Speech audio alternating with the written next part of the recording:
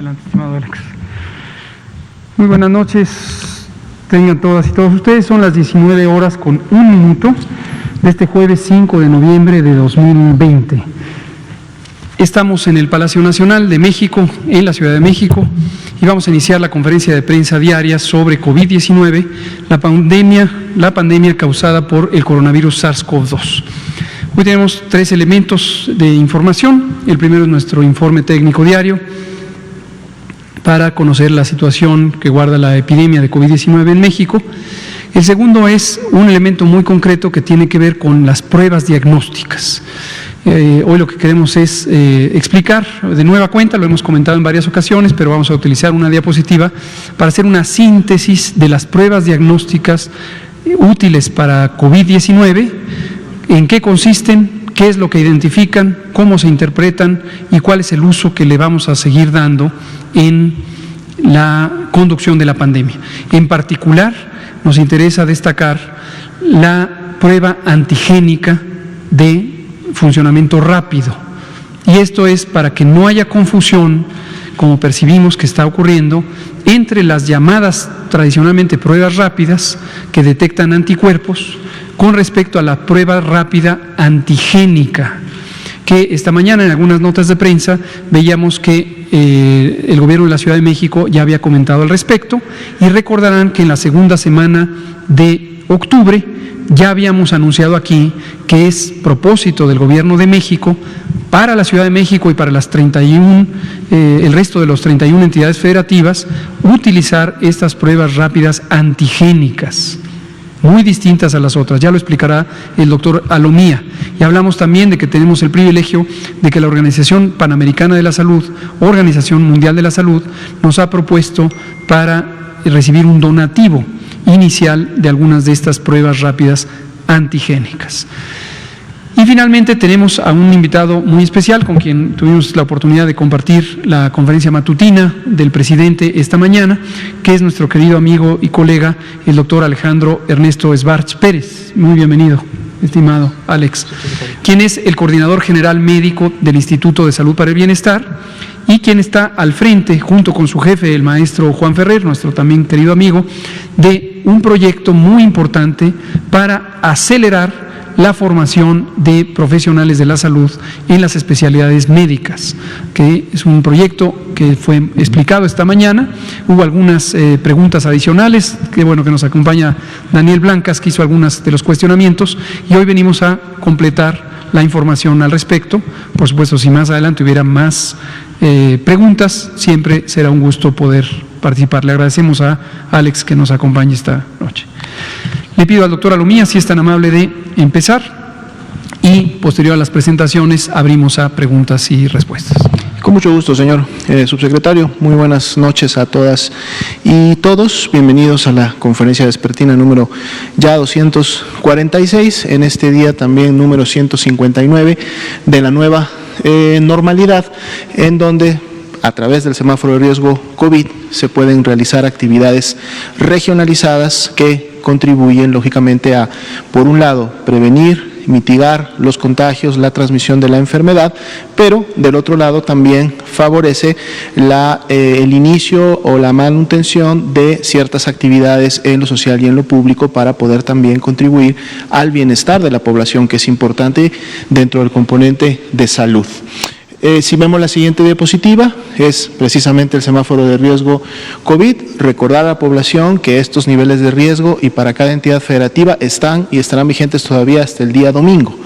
El día de mañana estaremos presentando el nuevo análisis de riesgo que iniciará a partir del lunes, pero este está vigente hasta el domingo, y en base a esos niveles de riesgo, por favor, atendamos y apliquemos las instrucciones y recomendaciones de las diferentes autoridades sanitarias. Veamos la siguiente diapositiva.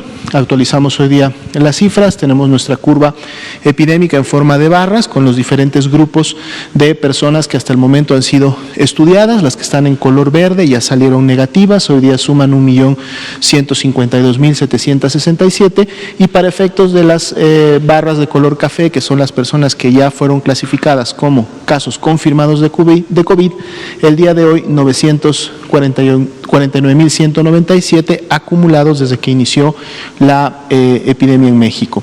39% continúa nuestro indicador de positividad, de porcentaje de positividad, desde que iniciamos con él el domingo, se ha mantenido toda la semana. Veremos si todavía puede haber algún cambio en los siguientes 2 días. Veamos la siguiente diapositiva, donde tenemos nuestra curva de casos estimados, es la curva azul claro en la parte superior.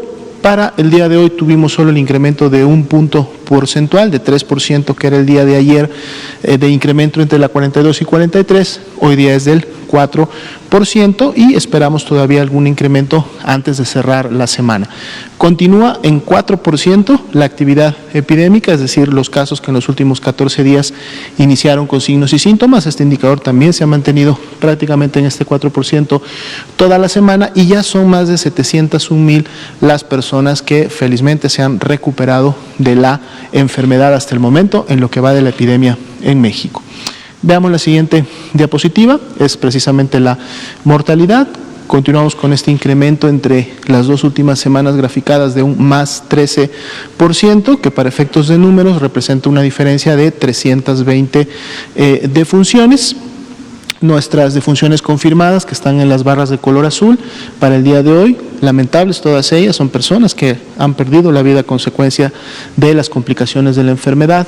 Son 93.772. La disminución desde el punto más alto, desde la semana con mayores defunciones registradas, continúa siendo para la semana 43 de un menos 48%. Veamos las siguientes diapositivas, que son precisamente la ocupación y disponibilidad hospitalaria. En el campo de las camas generales, ya veíamos al estado de Chihuahua, hubo una pequeña disminución, muy pequeña todavía, pero esperamos que a través de la reconversión y expansión que se está realizando en dicho estado, esto continúe mejorando. 86% su ocupación de camas generales para el día de hoy, y otras entidades que estarían entre el 50 y el 70% son precisamente, y en orden de ocupación, Durango, Coahuila, Nuevo León, Ciudad de México y Aguascalientes. Después, todas las demás entidades tienen 42% o menos de ocupación de este tipo de camas. Si vemos la siguiente diapositiva, nos enfocamos ahora en las camas con ventilador para los pacientes más críticos. Aquí al menos sí hay una mayor ya disponibilidad en Chihuahua, 37%, y solamente tenemos 3 entidades por encima o entre el 50 y el 70, que son Aguascalientes, Durango y Nuevo León, y todas las demás con bastante porcentaje de disponibilidad de este tipo de camas, que son para los pacientes más críticos de la enfermedad. Y el día de hoy vamos a revisar la siguiente diapositiva, esta información, en el marco de que el Instituto de Diagnóstico y Referencia Epidemiológico está ya terminando. De hecho, entre el día de hoy y mañana se publicará de manera oficial los resultados de las evaluaciones de este grupo de pruebas, que se han denominado pruebas antigénicas, que vienen a sumarse de alguna manera a las pruebas o tipo de pruebas que para identificar el virus SARS-CoV-2 o a las personas que padecieron de la enfermedad de COVID-19 han estado siendo utilizadas en México. Ahorita recalcaremos, no todas ellas recomendadas por la Secretaría de Salud para efectos de la vigilancia epidemiológica o el diagnóstico clínico. Pero empecemos con la primera, que es la más conocida, fue la prueba que en su momento es el estándar de oro, es la prueba que se recomienda por la Secretaría de Salud para confirmar casos de COVID-19 en el país, precisamente porque cuando vemos su desempeño tiene la sensibilidad y la especificidad más altas. Ambas, tanto sensibilidad como especificidad, son altas, por lo tanto, este desempeño nos permite contribuir a que los casos que están siendo confirmados son realmente COVID-19, tienen la presencia del virus SARS-CoV-2, y la posibilidad de falsos negativos o falsos positivos es muy reducida. Para poder en su momento tener un resultado por este tipo de prueba PCR, reacción en cadena de la polimerasa en tiempo real, necesitamos un exudado faríngeo o nasofaríngeo. Por eso las personas que han sido muestreadas de esta manera lo hacen a través de un hisopo. Este hisopo entra directamente por la boca hasta la faringe, ese sería el exudado faríngeo, o a través de cualquiera de las dos fosas nasales, también llegando hasta la zona de la faringe, y ese es el nasofaríngeo. Precisamente por el tipo de prueba que es este exudado, el tipo de muestra, ahora en este caso, lo que estamos tratando de recolectar son células que en su momento contengan el virus o virus que estén lógicamente en las secreciones de este exudado. Y al tratar de tener estos virus en la muestra, entonces lo que esta prueba identifica es precisamente el material genético del virus. Y cuando la tenemos positiva, lo que la prueba nos está diciendo es que en el momento en que se tomó la prueba, en el momento en que se tomaron los hisopos, había presencia de virus SARS-CoV-2 en las vías respiratorias. Si esto va de la mano con la sintomatología, y por eso el periodo para la toma de muestra de esta prueba puede ir de -2 a 7 días en relación al inicio de síntomas, entonces estaríamos ante un caso de COVID-19. Ahorita que veamos los diferentes días en los cuales se recomienda la toma de la muestra, vemos que es la única que en su momento pudiera identificarnos la presencia del virus en personas asintomáticas, porque tiene de -2 hasta 7, o sea, es decir, antes de que inicien los síntomas, 2 días antes de que inicien los síntomas, esta prueba podría tener la capacidad de detectar la presencia del virus. Vemos ahora la prueba antigénica, que es precisamente la nueva prueba que está por liberarse, digamos, por emitirse ya sus documentos de validación. También es un exudado nasofaríngeo, y ojo, esta es una diferencia importante con lo que vendrían a ser las pruebas rápidas serológicas, porque el tipo de muestra es sangre.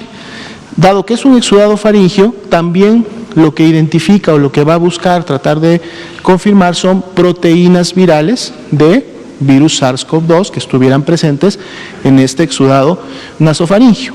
Importante comentar que esta prueba no tiene utilidad en pacientes asintomáticos, es decir, esta prueba antigénica no nos va a ayudar a detectar portadores. Si esa prueba se toma en una persona que no tiene síntomas, la posibilidad de tener un falso negativo, es decir, que salga negativo y que realmente esté el virus presente todavía en un periodo de replicación, es alta. Entonces no se debe de utilizar en personas asintomáticas. Deben de tener un máximo de 7 días o al menos un día de haber iniciado con la sintomatología. Tiene una sensibilidad que todavía es variable, estamos esperando los resultados finales de las pruebas aplicadas aquí en México en pacientes o en personas mexicanas, pero la expectativa es que está entre medio y alto dependiendo del ambiente o el escenario en el cual se toma la prueba, pero su especificidad sí es alta, entonces nos ayuda de una muy buena manera a confirmar casos de la enfermedad. Si nos vamos a las serológicas, tenemos la serológica en sí como tal, que se toma en suero, recordando que el suero es un componente de la sangre. Una vez que se toma la muestra, esta se manda a centrifugar y lo que se obtiene es el suero. Y este suero, o lo que se va a buscar en este suero con esta prueba, ya no son ni material genético del virus ni proteínas virales. Ahora lo que va a tratar de identificar son anticuerpos, ya sean IgG o IgM. Los anticuerpos se producen como parte de la respuesta inmunológica de la persona a la exposición del virus. Pero entonces esto nos lleva a este punto que es importante para estos tipos de pruebas, en donde vamos a poder detectar anticuerpos si la prueba la tomamos 10 días después de haber iniciado los síntomas. Hay bibliografía que dice que los anticuerpos pueden empezar a elevarse a partir del día 8, pero para tener la seguridad de identificarlos, la recomendación es que se realicen después del día 10, cuando apenas podemos empezar a ver, por ejemplo, la elevación de los IgMs. Los IgMs a partir del día 10 se van a elevar, van a caer más rápido, por lo tanto en los siguientes días podemos ya no encontrarlos, y los IgG sí los vamos a tener más tiempo presentes, y estos podrían inclusive durar meses y la prueba podría seguir saliendo positiva. Si bien es cierto tienen una alta sensibilidad, tienen una especificidad media, es decir, nos puede en su momento dar falsos positivos. Podría estar identificando otras variantes de coronavirus y no necesaria o específicamente al SARS-CoV-2 que está circulando este año. Y finalmente, la prueba rápida serológica, que es la que definitivamente no recomendamos por estas características, tiene elementos similares, va a buscar anticuerpos, normalmente es una gota, una muestra de sangre la que se coloca en estas pruebas rápidas. Tampoco nos sirven en la fase aguda, en los primeros días, tenemos que dejar pasar esta ventana para que en su momento haya elevación de anticuerpos, pero aquí lo que es importante considerar es que tanto la sensibilidad como la especificidad son bajas. Son muy bajas, lo que quiere decir que vamos a tener resultados falsos positivos, resultados falsos negativos por muchas de las consideraciones. Y es la razón por las cuales no se recomiendan para efectos ni de la vigilancia epidemiológica ni del diagnóstico clínico de un paciente. Y terminamos solamente diciendo que precisamente estas dos primeras pruebas, dado que lo que van a identificar es la presencia en el momento de la toma del virus en las vías respiratorias, son las que nos ayudan a identificar de manera más oportuna la presencia del mismo, que asociado a síntomas, por eso su recomendación es que se tomen en pacientes sintomáticos, nos dan casos confirmados de COVID y nos lo dan, digamos, lo más cercano posible al inicio de la sintomatología, por lo tanto nos permiten generar las mejores medidas de respuesta y contención.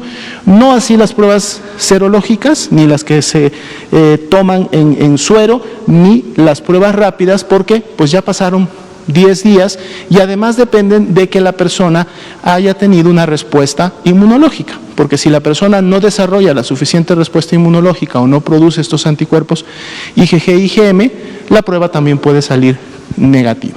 Entonces, decíamos el fin de semana, se van a estar publicando ya las recomendaciones oficiales y la utilidad de la prueba antigénica, la cual más adelante será incorporada también a los diferentes modelos de confirmación de casos y de vigilancia en el país. Muchas gracias. Muchas gracias, doctora Lomía. Si quieren, ahorita en las preguntas podemos abundar sobre esto, pero ha dado una explicación muy puntual, muy completa y precisa sobre esto de las pruebas, que nos interesa mucho que no haya confusión con el término prueba rápida. Como ya ha destacado el doctor Alomía y lo mostramos gráficamente, por favor auxíliense del material gráfico si fuera necesario para precisar en sus notas, y estamos abiertos a cualquier aclaración que haya lugar, para no confundir, específicamente no confundir prueba rápida antigénica con las tradicionalmente llamadas pruebas rápidas, que se detectan anticuerpos. COFEPRIS había autorizado hasta el momento 10 pruebas rápidas de anticuerpos, pero hemos destacado que la Secretaría de Salud, no obstante la autorización de COFEPRIS, que es parte de la Secretaría de Salud, autorizó su uso para entidades privadas, la Secretaría de Salud no recomienda el uso de pruebas rápidas de anticuerpos. En cambio, la Secretaría de Salud sí recomienda las pruebas rápidas de antígenos, que serán próximamente utilizadas para la vigilancia epidemiológica de la epidemia de COVID en las distintas entidades federativas. Tenemos ya una clara disposición al respecto, un entusiasmo por utilizarlas por parte del gobierno de la Ciudad de México. Pero nosotros mismos desde octubre habíamos destacado que este es un nuevo elemento tecnológico que, de acuerdo a la información disponible hasta el momento, sugiere que puede ser de ayuda para el seguimiento de la epidemia de COVID-19. Prueba rápida antigénica. No hay todavía en el territorio nacional estas pruebas, no tiene todavía registros sanitarios y el proceso que se seguirá es que el INDRE, entre hoy por la noche o mañana, tendrá ya un informe técnico sobre el desempeño diagnóstico de las pruebas rápidas antigénicas para que en su momento los fabricantes o sus representantes legales de estas pruebas soliciten la autorización sanitaria de COFEPRIS. Le damos la palabra al doctor Alejandro Esbarch, cambiamos de tema y esto es formación de profesionales de la salud en especialidades médicas. Adelante. Muchas gracias, señor subsecretario. Gracias, doctora Lomía. Es un placer poderlos acompañar esta noche. Estimados periodistas, el día de hoy vamos a enfatizar algunos mensajes que iniciamos en la mañana.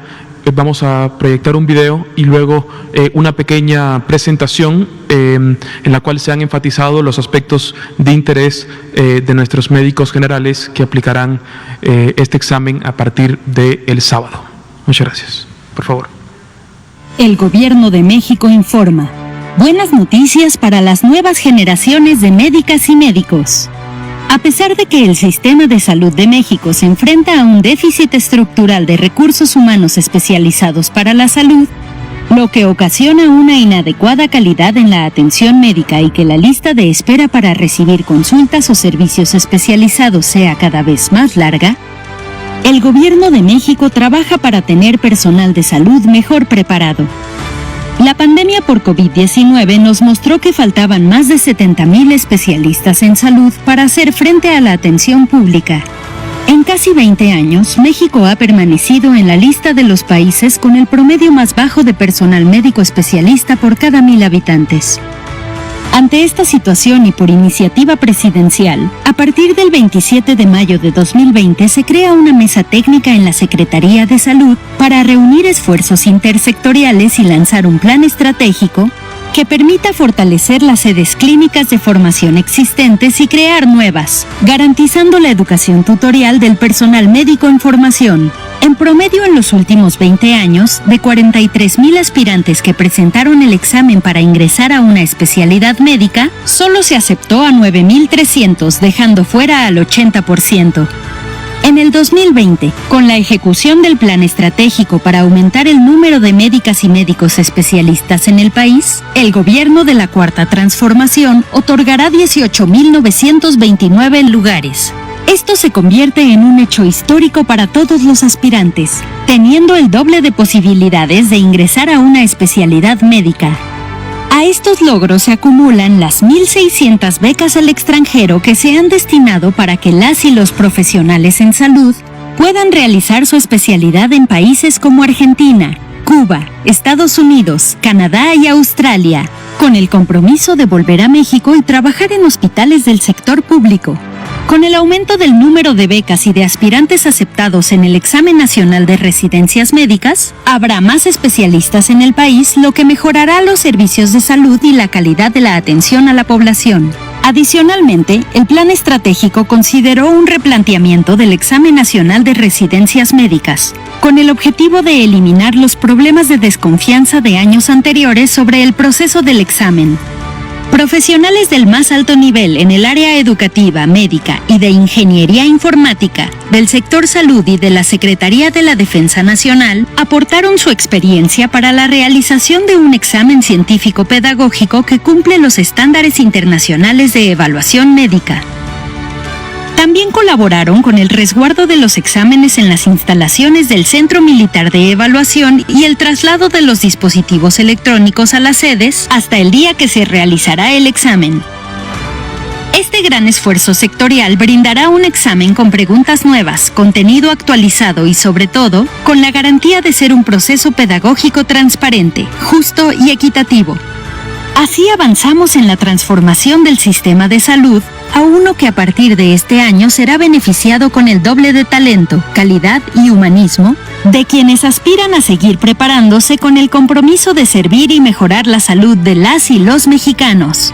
Es momento de creer en las nuevas generaciones de profesionales de la salud.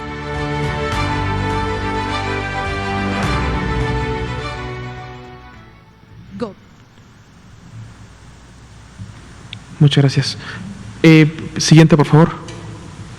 Bueno, como comentábamos el día de hoy, a partir de una instrucción del señor presidente, el 27 de mayo se instauró una mesa técnica intersecretarial que tuvo como objetivo diseñar e implementar un plan estratégico que permita aumentar el número de médicos especialistas en nuestro país. Siguiente. El objetivo que se planteó en la mesa era identificar elementos estratégicos que nos pudieran avanzar en el camino del acceso para que los médicos pudieran formarse en una especialidad médica. Siguiente.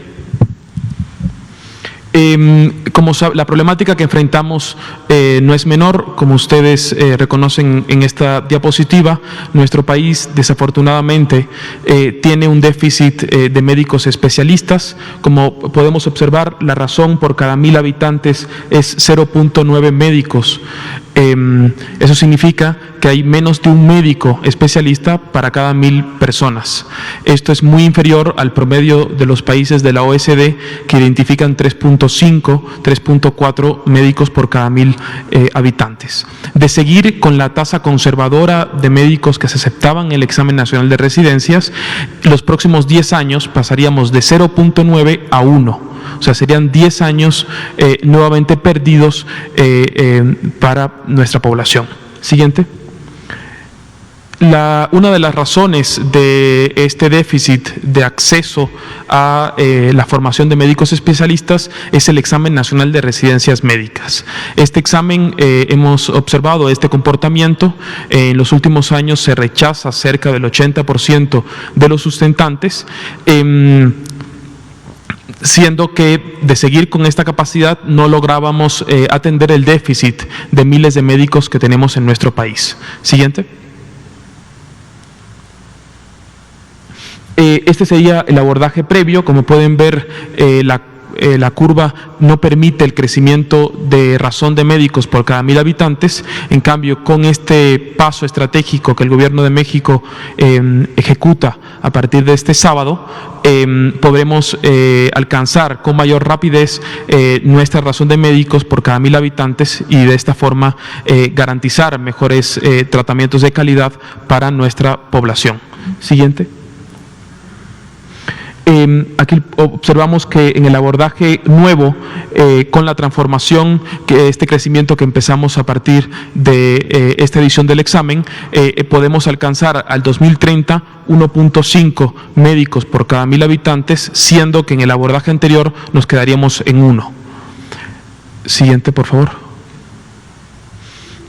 Bueno, el ejercicio consistió en consultarle a todas las unidades formadoras de recursos humanos en salud cuánto podían crecer, garantizando la calidad del recurso humano.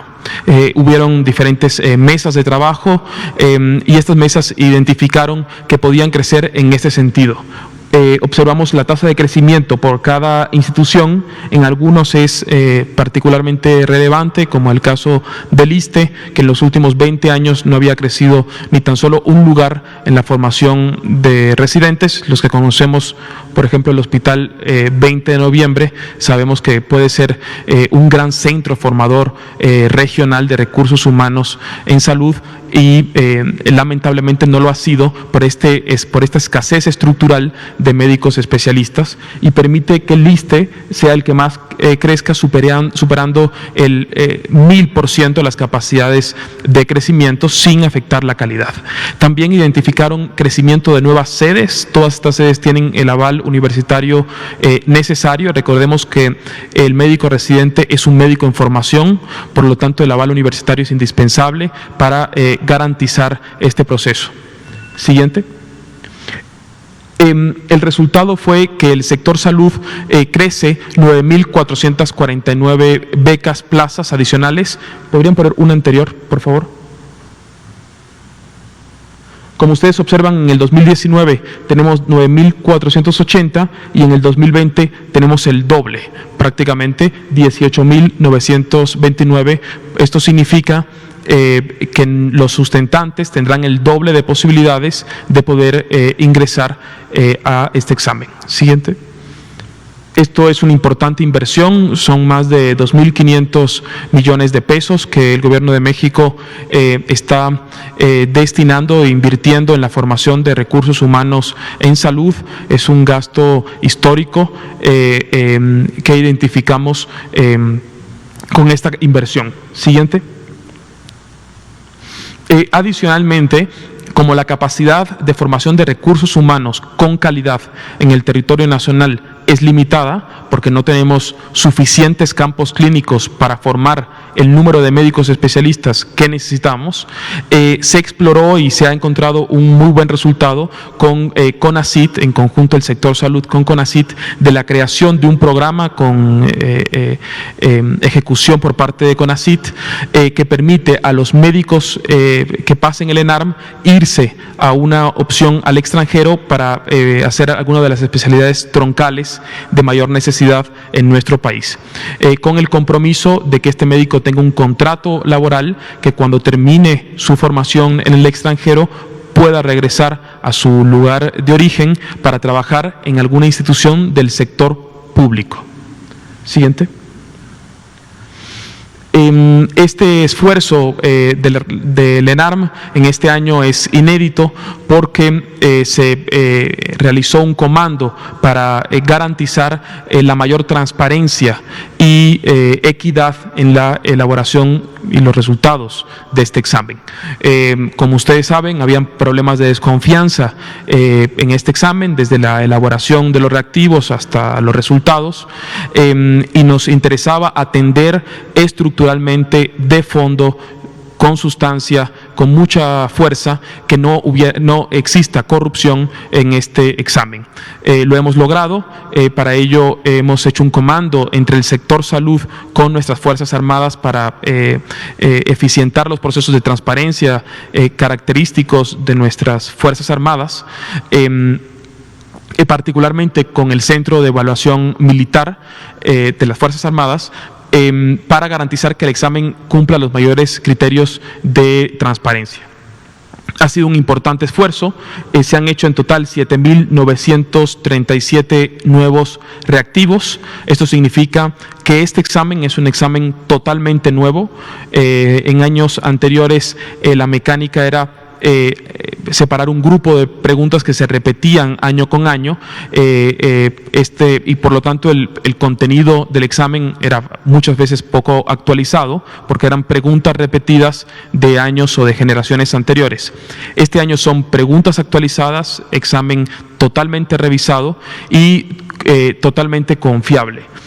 Hay 95 médicos especialistas entre el sector salud y las Fuerzas Armadas trabajando en la elaboración de este examen.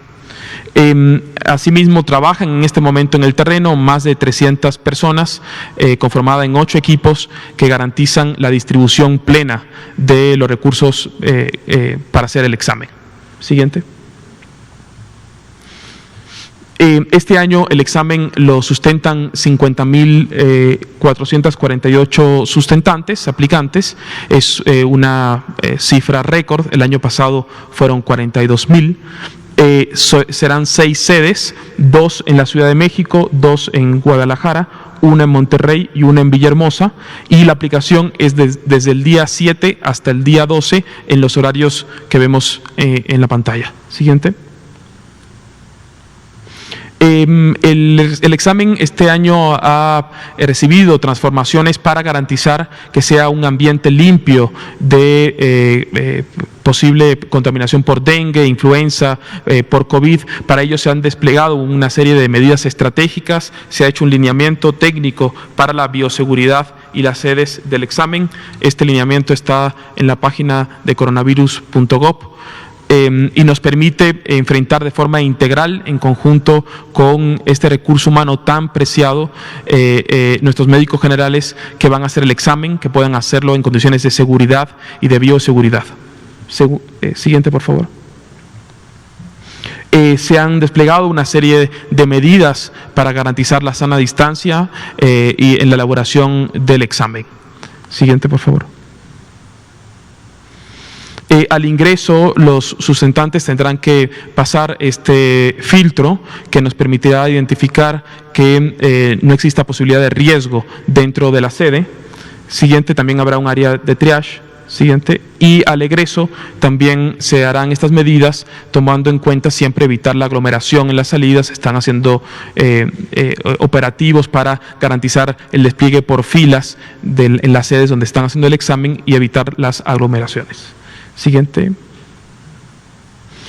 Sería todo. Solamente recordar que el día jueves 12 de noviembre cumplimos 200 sesiones de COVID Duty, este esfuerzo realizado entre el INSABI y el Instituto Nacional de Ciencias Médicas y Nutrición, Salvador Subirán, y ya sobrepasamos los 100,000 capacitados. Muchas gracias, señor subsecretario. Muchas gracias, doctor Alejandro Sbarch, por esta ampliación de la información sobre esta estrategia nacional de ampliación de las capacidades médicas de especialidad, proyecto que estará ya en curso ahora con la convocatoria y próxima realización del Examen Nacional de Residencias Médicas, la edición número 34, y en los años que estará en curso este proyecto. Vamos a darle la palabra a Daniel Blancas, que tenía este tema en la mañana, enseguida a Damián Duarte, que no pudo preguntar ya en la mañana, y lo seguimos con los demás. Sí. Buenas noches a todos, Daniel Blancas de Crónica. Creo que es un tema muy importante lo de las pruebas. Como usted sabe, hace algunas semanas yo puse aquí el tema del contrabando de pruebas, de la venta masiva sin el manejo idóneo, y ya usted adelantaba esta respuesta de que la Secretaría no, digamos, no respalda al 100% el uso de estas pruebas rápidas, que es una de las que nos explicaron. Correcto. Yo seguí el rastro de algunas de estas pruebas que entraron de manera ilegal al país y pude corroborar que están siendo mal usadas, pero ahora en otra vertiente. Hay grupos, fundaciones, voy a citar algunas fundaciones: Adopta un Médico, Fundación Andrade, Fundación Cura y Fundación Corazón de México, algunas de las que pude identificar, que están promoviendo en pueblos, en municipios, en, digamos, ciudades pequeñas, el uso de estas pruebas rápidas de sangre. No solo está la intervención de estas fundaciones, sino también la intervención de políticos que en esos municipios, que en esas ciudades buscan un cargo político. Es decir, se está usando estas pruebas, la promoción de estas pruebas, con fines electorales. Adicionalmente, esto parece irrisorio, pero así ha sucedido, lo presentan como ayuda a la población, principalmente con esta vertiente de la promoción electoral. Promoción de 699 pesos la prueba rápida, cuando nosotros pudimos documentar que estas pruebas cuestan 399, es decir, ni siquiera en el renglón de la ayuda económica a la población se cumple. Hay otra arista, se está usando el logotipo de la Secretaría de Salud y de la COFEPRIS en estas promociones. Entonces, mi pregunta en este sentido, doctor, es ¿qué mecanismo tiene a la mano la Secretaría de Salud para que el logotipo, el nombre de esta dependencia como de la COFEPRIS no sea usado de mala manera para la promoción de estas pruebas rápidas? Y la otra es ¿por qué, si ya hay evidencia de que no sirven, ya la Secretaría ha dicho que no son recomendables? Usted hace un par de días hizo nombramientos en la COFEPRIS y bajo el tema de la no corrupción. Y ¿por qué si se prestan para todas estas farsas e irregularidades, la COFEPRIS sigue permitiendo o sigue autorizando estas pruebas rápidas? Muchas gracias. Muchas gracias, Daniel Blancas de Crónica, por esta información adicional, que es parte de un esfuerzo de periodismo de investigación que le felicito, ha venido haciendo y nos ha ayudado mucho a identificar alertas sobre situaciones anómalas, situaciones irregulares, inconvenientes y posiblemente en algunos casos delictivas. Sobre lo que me pregunta lo responderé de manera clara y directa. Bueno, primero preciso, los nombramientos de las nuevas comisionadas en COFEPRIS no los hice yo, los hizo el señor secretario de Salud, quien es el que tiene la atribución para hacerlos, pero me encomendó, lo cual considero un privilegio, presentar públicamente a las nuevas comisionadas. ¿Por qué me lo encomendó? Porque la COFEPRIS desde el 19 de septiembre de este año está adscrita a la subsecretaría por una instrucción del señor secretario y desde luego también por una indicación de nuestro presidente de seguir en el camino de sanear nuestras instituciones. Al momento de presentar a las dos nuevas comisionadas, la comisionada de autorización sanitaria, la doctora América Orellana, y a la comisionada de operación sanitaria, la maestra Olga Piña, me referí a varios temas que ahora comento con la comunidad de COFEPRIS, fundamentalmente con sus mandos, y espero también varios de las trabajadoras y trabajadores que estuvieron presentes, incluyendo a las personas que encabezan las secciones sindicales. Y abordé sin ambajes la preocupación que tenemos sobre COFEPRIS, que consiste en que a lo largo de muchos años, décadas, o 3 lustros cuando menos, ha tenido prácticas muy sospechosas de corrupción, y en algunas ocasiones incluso demostradas de corrupción a lo largo de estos años. Y también identificamos que esto no es un accidente o una circunstancia casual o algo que pueda ser atribuible a una persona en forma aislada. Destaco aquí, y para enfatizarlo, que sabemos que la gran mayoría de las trabajadoras y trabajadores de COFEPRIS, el personal de base, son personas íntegras, personas competentes, personas comprometidas. Pero en la estructura de mando hemos detectado quienes son partícipes de perpetuar estas conductas, inducir estas conductas o ser permisivas con este tipo de conductas irregulares. 2 comisiones que son las fundamentales, sin menospreciar a las otras 4, pero fundamentales en COFEPRIS son precisamente estas 2. La Comisión de Autorización Sanitaria, que como el nombre indica es la responsable de evaluar solicitudes de autorización de múltiples productos, no solo farmacéuticos y diagnósticos, sino agroquímicos y de muchas otras cosas. También es quien puede evaluar y en su caso conferir permisos de funcionamiento o avisos de funcionamiento para distintos establecimientos mercantiles, comerciales, industriales, etcétera, etcétera. Es fundamental la Comisión de Autorización. Y la Comisión de Operación Sanitaria tiene entre sus atribuciones la inspección, verificación y, en su caso, sanción si se incumplen con los lineamientos de ley respecto a justamente lo que autoriza la Comisión de Autorización Sanitaria. Por eso nos da un gusto enorme que hoy hemos reemplazado, me refiero al plural, es la institución, a las personas que voluntariamente renunciaron el fin de semana, y entran 2 personas que gozan de prestigio, gozan de experiencia, son personas íntegras, muy competentes, que están comprometidas con una acción recta de la autoridad sanitaria. No les podemos achacar a ellas, quiero dejar muy en claro, entiendo el sentido de la pregunta, pero cuando usted dice que sigue ocurriendo, ellas tienen 36 horas en su encargo, no son responsables de lo que pudiera ocurrir. Pero ciertamente, a lo largo de años, pero destacadamente a lo largo de la epidemia, hemos visto omisiones importantes en el sistema federal sanitario.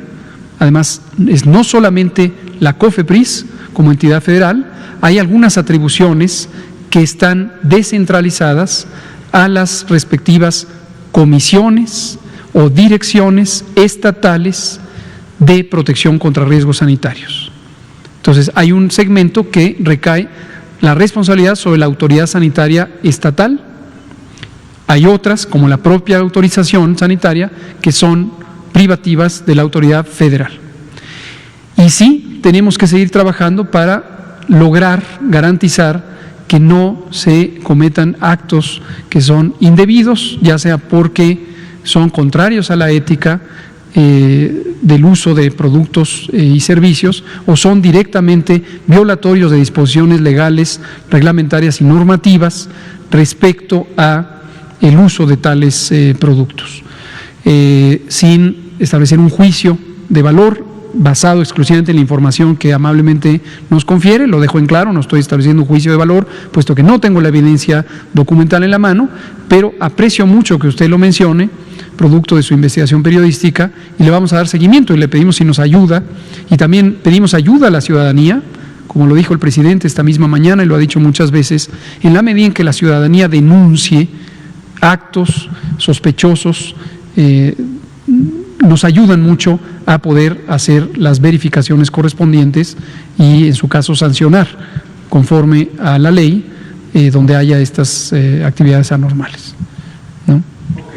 Solamente para no darle la oportunidad a otro compañero, el tema que estaba pendiente lo solvento posterior a la conferencia con el doctor Alejandro, solamente porque están preguntando algunos aspirantes al examen del sábado, es qué va a pasar con los aspirantes que tienen COVID en este momento, o los que viven en ciudades como Villahermosa, por ejemplo, que es una de las sedes que está inundada, están sufriendo inundaciones, o en Guadalajara, que es otra de las sedes donde hay suspensión de movilidad en ciertos periodos de tiempo. Si se está contemplando alguna posibilidad para que ellos puedan hacerla posteriormente.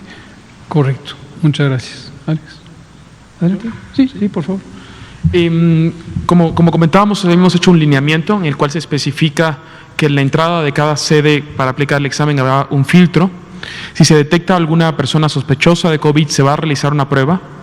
Se le invita a retirar, bueno, si la persona no tiene síntomas graves, se invita a resguardo domiciliario y una vez que se pruebe el resultado, se le llamará a su casa y ese sustentante podrá regresar a hacer el examen el día siguiente.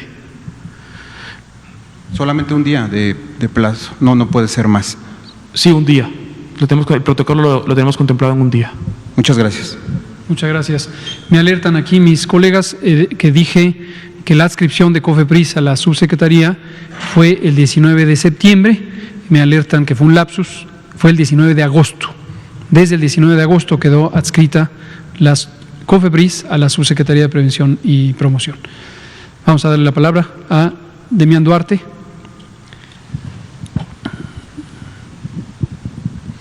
Sí, gracias, doctor López-Gatell.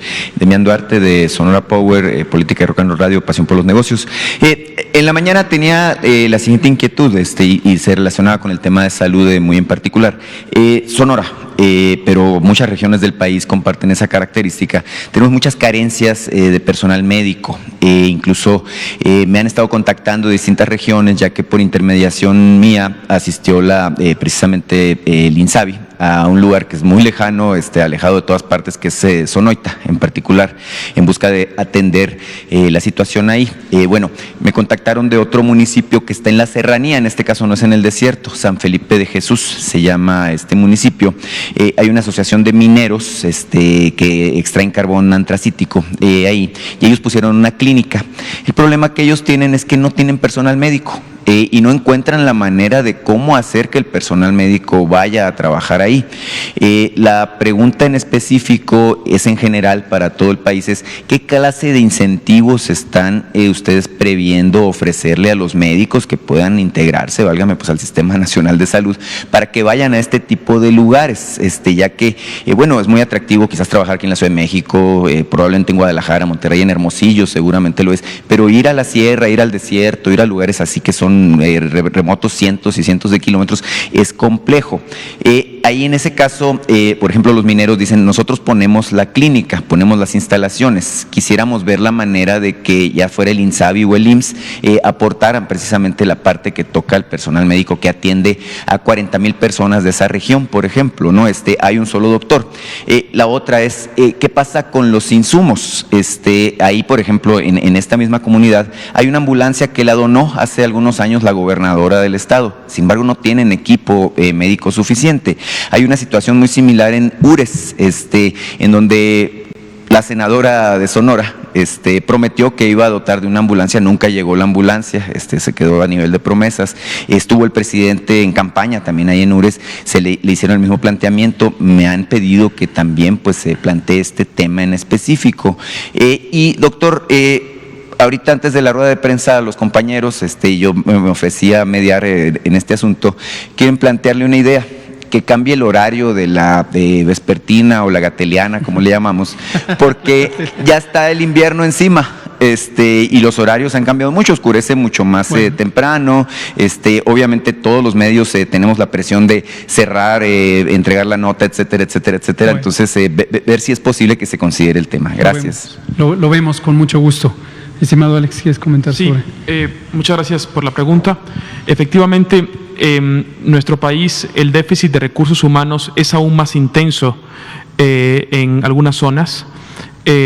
Cuando reflexionamos al respecto, identificamos que Las Margaritas, Chiapas, por ejemplo, tiene 14 veces menos médicos que la Ciudad de México. Y así lo encontramos en nuestra amplia y profunda geografía. Ante ello, el INSABI ha desarrollado una estrategia que son los médicos del bienestar. Es un pool de médicos comprometidos con la causa nacional. Así funciona, no es una bolsa de trabajo. Identificamos médicos que tienen ganas de realizar acciones por su país, médicos que enaltecen la condición humanista de la formación y que decidan dedicar algún tiempo de su formación, de su carrera, en hacer labor comunitaria. Estos médicos se inscriben por 1 o 2 años y acceden a una de estas comunidades donde ya están trabajando. Los tenemos en la Sierra de Songolica, en diferentes regiones. La forma para reclutarlos es claramente identificar el motivo de la agrupación, que es un motivo, no es una bolsa de trabajo, es un motivo de rescate hacia nuestro país desde la salud. Eso nos jala muchas personas que tienen esa motivación. Después hay un sobresueldo de un 25%. El médico del bienestar especialista en una situación que trabaja en un lugar rural o de marginación gana 25% más que el médico que hace el mismo trabajo en la ciudad. El otro condicionante es facilidades para que se puedan seguir preparando. El INSABI financia a los médicos especialistas que trabajan en zonas rurales acceso a maestrías de salud pública que duren 2 años y que el proyecto sea justamente en la comunidad donde trabajan, y con eso reactivamos el trabajo comunitario.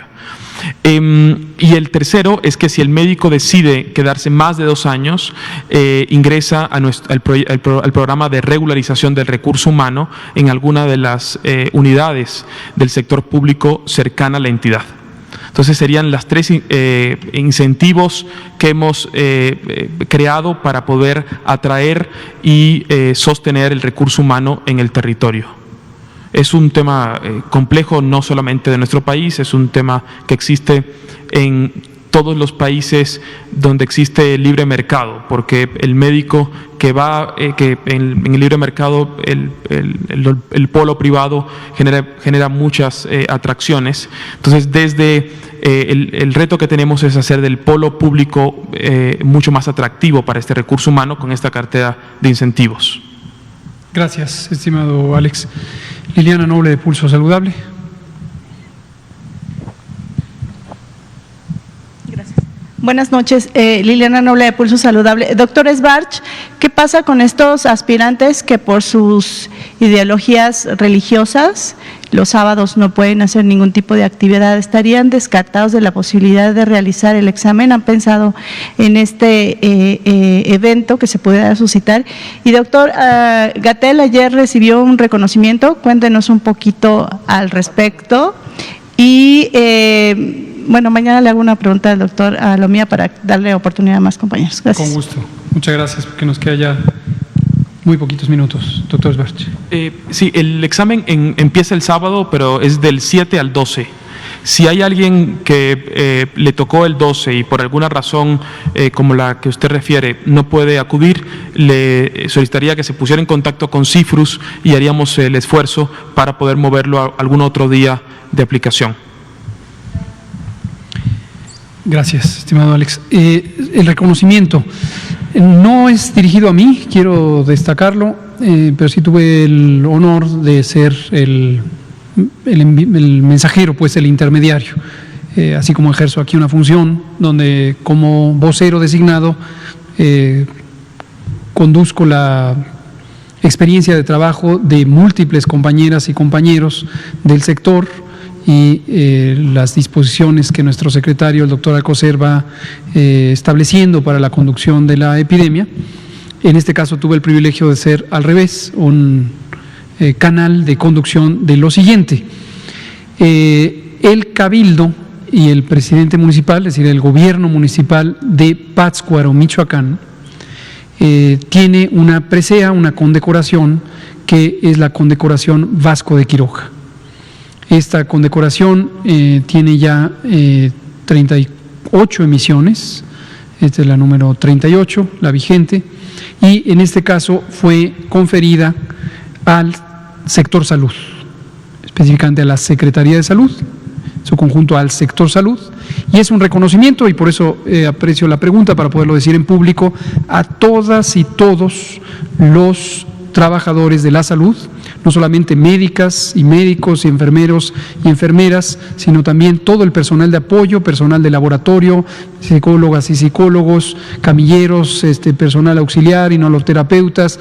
No podría anunciar el vasto mundo de las y los trabajadores de la salud, pero es todas y todos, de todas las instituciones de salud, tanto federales, la Secretaría de Salud, el IMSS, el ISSSTE, los servicios médicos de Pemex y las direcciones de sanidad de las Fuerzas Armadas, tanto SEDENA como CEMAR, sino también las secretarías de salud estatales y los servicios estatales de salud, todas y todos. Este fue el reconocimiento que nos hizo a todas y todos los trabajadores de la salud el gobierno municipal de Pátzcuaro al condecorarnos con la condecoración Vasco de Quiroga. Esta condecoración se le ha conferido a otros múltiples personajes e instituciones que han tenido una participación social relevante, y en este caso, según tuve el privilegio de recibir de manos del presidente constitucional de este municipio, el licenciado Víctor Manuel, se olvidó en ese momento el nombre, Báez, exactamente, iba a invertir sus apellidos, perdón, presidente municipal, Báez Ceja, licenciado Víctor Manuel Báez Ceja, es presidente municipal constitucional para el periodo 2018-2021 de Pátzcuaro, Michoacán. Y él y el Cabildo nos confirieron esta condecoración. Ayer tuve el gusto de recibirlo en mi oficina, lo cual le agradezco. El protocolo normal es ir a recibir el premio a Pátzcuaro por distintas circunstancias, obviamente derivadas de la pandemia de COVID. Esto no fue posible y agradezco la amabilidad del señor presidente municipal Báez Ceja de haber otorgado el premio en nuestras oficinas.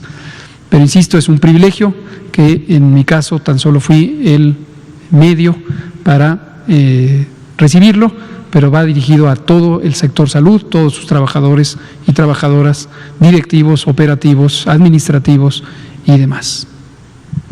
Muchas gracias. Nos queda medio minuto casi. Creo que a Fernanda hoy no le vamos a dar la palabra porque la tomó en la mañana, y a usted. Gracias, buenas noches a todos. Gerardo Suárez, reportero en el Heraldo de México.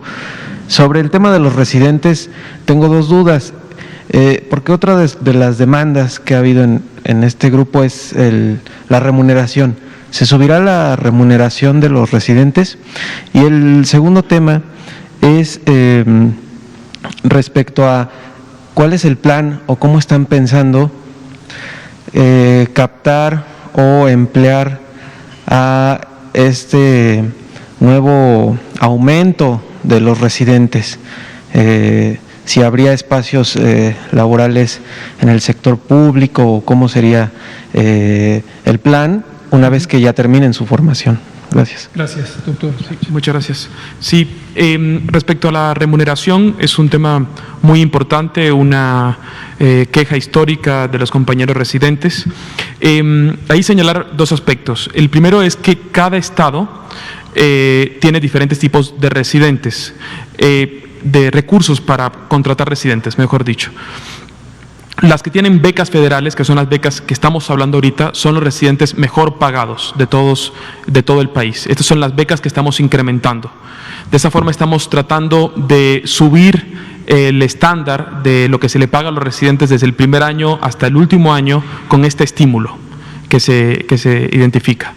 Por supuesto que no es suficiente, pero consideramos que es un muy buen paso para poder garantizar un sueldo cada vez más justo para nuestros compañeras y compañeros. Respecto a cómo garantizar que este recurso humano, una vez egresado, pueda quedarse en las instituciones que lo formaron, las instituciones públicas, hay toda otra estrategia que estamos en planeación en este momento. Este recurso humano que empieza a egresar en 4 años, tenemos que garantizar la estrategia desde este momento para asegurar la debida adhesión de este recurso humano que egresa a las unidades formadoras de los propios residentes. El elemento fundamental es armar las plazas de médicos especialistas en las unidades. Muchas de las unidades ya tienen las plazas existentes, pero no existen los médicos que las ocupen. Esto ocurre en los estados que, por ejemplo, en los hospitales comunitarios solamente hay pediatra en la mañana. Existe el turno de pediatra en la tarde y de pediatra en la noche, pero no existe el recurso humano que lo ocupe. Estos residentes que se empiezan a formar nuevamente serán invitados a colaborar dentro de su propio estado en estas entidades, en estos espacios que ya están disponibles.